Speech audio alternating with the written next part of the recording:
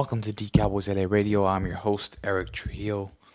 Come to you with a podcast that really has been a week in the making. I usually do the podcast on Tuesdays to cover the win or the loss of the game. And lately it's been nothing but victories. But this was a different kind of week. First and foremost, the victory over the Steelers was an absolutely fun game. It was an amazing game to watch, and it's good for the game of football. It's good for us as Cowboys fans. There was nothing more wonderful than to see that amazing play by Roethlisberger, the fake snap to Antonio Brown, and for us to still somehow find a way to win with 40 seconds left in the game. It was a great team victory.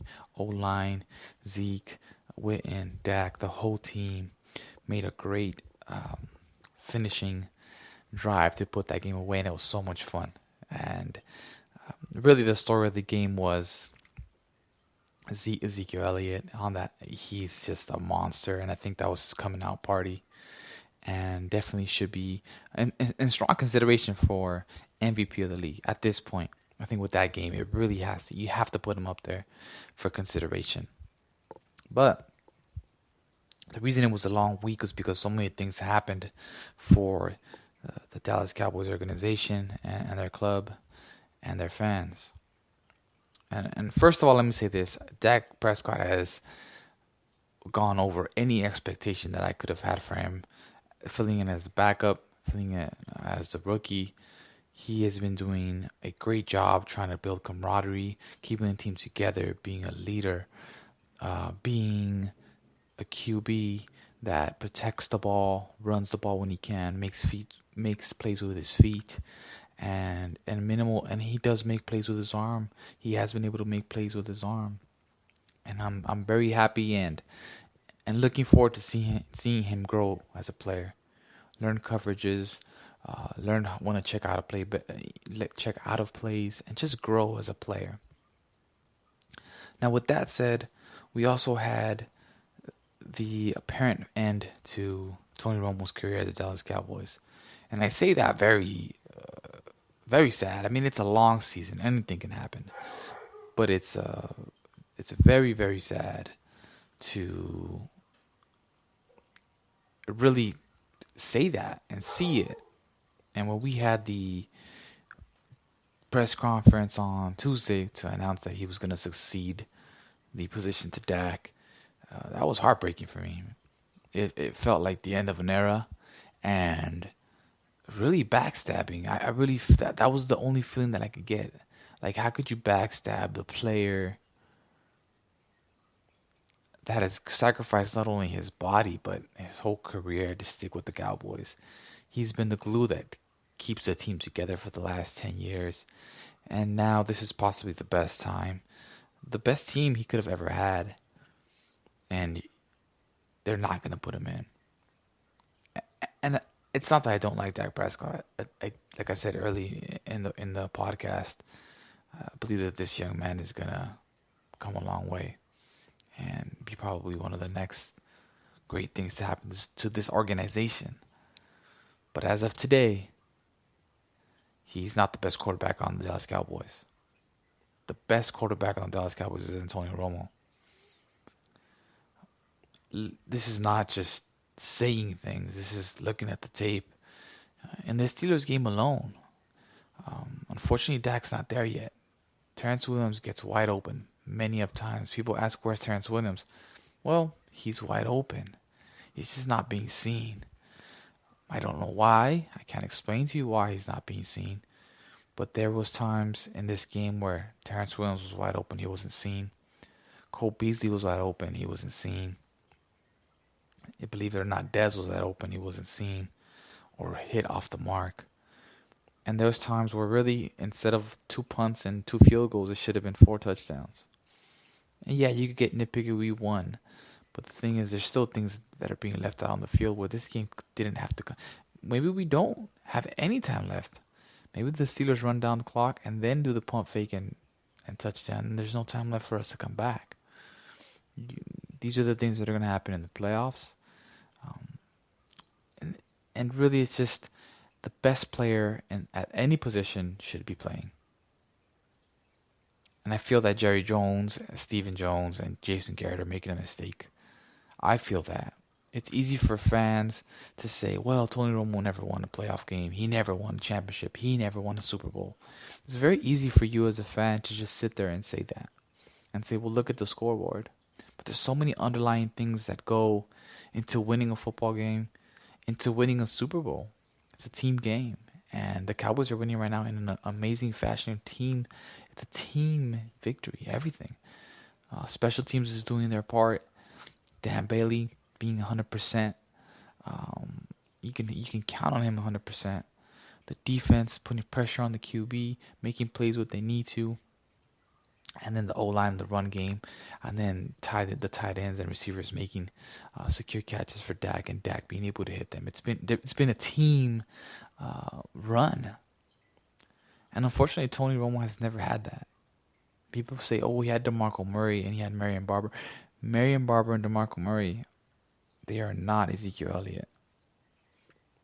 That needs to be said. Ezekiel Elliott is a special player. Ezekiel Elliott is the Adrian Peterson type of player. And Tony Romo has never had that. He's had Dez Bryant, who's a freak of nature, but unfortunately Dez is not. Dez is not Antonio Brown. Dez is not Odell.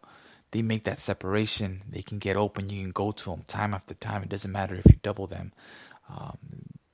Jerry Rice kind of players get open regardless. And Dez is a big physical guy who will make that 50-50 catch for you and make plays after the catch and plays with passion. But he was never that kind of player where you could just go to him all day. You can say T.O., yeah, T.O., but there was no line. There was no defense back then. It's a shame. It really is a shame. First and foremost to the fans. If you listen to my show and you don't like Romo, I don't see how you can be a Cowboy fan and not like him. He's really carried us for these last couple of years, and it was apparent last year. Look what happened without him, and I think that would have been the story of us for the last 10 years without Tony. I don't like the way that the management is handling him, making jokes that, if he told him to be the water boy, Jerry said if he told him to be the water boy, he'd get them so much water. I paid for backups back in the day, but I've never paid this much for one. They're being really just kind of like just tossing them out of town. Now, Tony is ready to suit up. He will be suiting up. He is ready to play. It's going to be a long season. I don't think that, trust me, if Dak Prescott was the better QB right now, I would say, man, Tony, I'm sorry we couldn't get it done for you, but that time frame was there and in the past. But Dak is not the best QB of today, as of today, as of this year, as of 2 weeks of preparation. If we make it to the Super Bowl, whatever team's on the other side is going to have 2 weeks to prepare for a rookie QB. That doesn't see the whole field. It doesn't see the wide open guy sometimes. Tony Romo would open up things that other people wouldn't be able to see, that Dak wouldn't be able to see at this point. Even adjustments, you wouldn't be able to put 9 guys in the box. You wouldn't be able to put 8 guys in the box because Tony would kill you. And Dak can't do that this year, not yet at least. I love the kid. He is going to be a bright star for us. But today, this year, we need a Super Bowl. It's been 22 years. It's been too long to be waiting and wasting a year to give Dak playoff experience. Tony has a playoff experience. He's the better quarterback today. The better player should play. It's as simple as that. Me and my friends and a couple of people say from Los Angeles out here, Romo is like Clayton Kershaw. Clayton Kershaw, the Dodgers. If you're a Dodger fan, then you can sympathize. Clayton Kershaw is a stud. It is not his fault that he has not won a World Series. It's not his fault people can't get on base. It's not his fault the other pitchers for the rest of the series can't pull out a win for him. It's the same thing with Tony. Stud, bona fide player, Ring of Honor. People can argue Hall of Fame or not, and hey, my hopes for him for Hall of Fame are low because of the way the media and everybody, everyone says, I respect Tony Romo now because of what he said on Tuesday. He should have been respecting this man. He was an undrafted person doing things that he should not have been doing. So, point blank, show some respect. Media, Cowboy fans, show some respect. Really, what this guy did for us over the last couple of years, if this is the end, it's a sad way to go. And really, the only thing that I can hope for is the way that Romo showed respect to Dak and come out and said, hey, he earned it. There's a moment in Remember the Titans where Ryan Gosling goes up to the coach and says, hey, you need to put Petey back in. He's better than me. I'm getting killed. That's my only hope, I think, for this year. That we see how great of a person and player that Dak actually is. And at some point in time, if he feels that he's bit off so much that he can chew, he can say, hey, coach, it's about the team. Put 9 back in. That's the only way we're going to win this game. I really don't think that Tony Romo's story is over with the Dallas Cowboys. But the way that it's seemed this last week, it seems like that's what they want it to be. Jerry Jones and Stephen Jones. They put that nail in the coffin and they're ready to just right off with Dak. And I don't think that's the smartest decision. It's not the right decision, at least right now. Ravens game this weekend. This is going to be the 4th best team we've played all year long. After looking at all of our opponents that we've played and this upcoming game, the best team we played are the Giants, followed by the Redskins, followed by the Eagles, followed by the Ravens. The Ravens are better than the Steelers. They're better than the Browns. They're better than the Niners. They are 5-4. They have players on defense. They have players on offense, but they haven't been able to put it all together. When I look at the tape, they throw the ball one too many times. They don't have a run game on offense, so that's been making them off balance. But that might play a part into this game where that's a weakness that we have at the moment. Our DBs we're missing a couple of key DBs, and that's something that we're open to being attacked at. So that's going to be a chance that they have to go at. And on their defensive side, they have players. They have Dumerville. They have Orr. They have Zachary Orr, the linebacker. They have C.J. Mosley. They still have Suggs. They have Weddle. They have Webb. They have a good amount of playmakers on their defense. And I have a feeling they're going to come on and say, okay, here's 9-man box. Take Jason Witten out the game. Okay, beat us. So if they can exploit that weakness passing game and stop the run somehow, which I don't think they could do, to be honest with you. I don't think they could just line up and stop the run game. I don't think they can do that.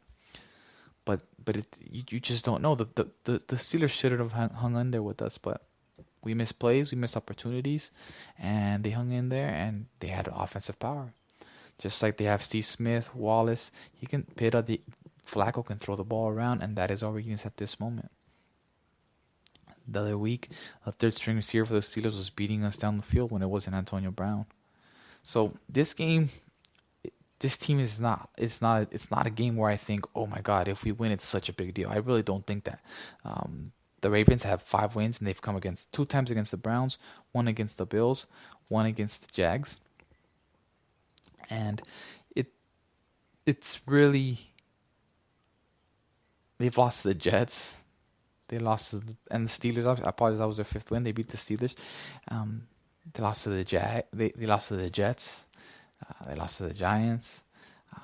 They're not a great team, but they're a dangerous team. They have things that they are the number 1 run defense at this moment, so they can try to stop our run and they can exploit the pass. That's gonna do it for today's show. The game is at 10 a.m. this Sunday at AT&T Stadium. Enjoy it. It's the first game of the slot. Thank you for listening. Have a great night. This is the Cowboys LA Radio.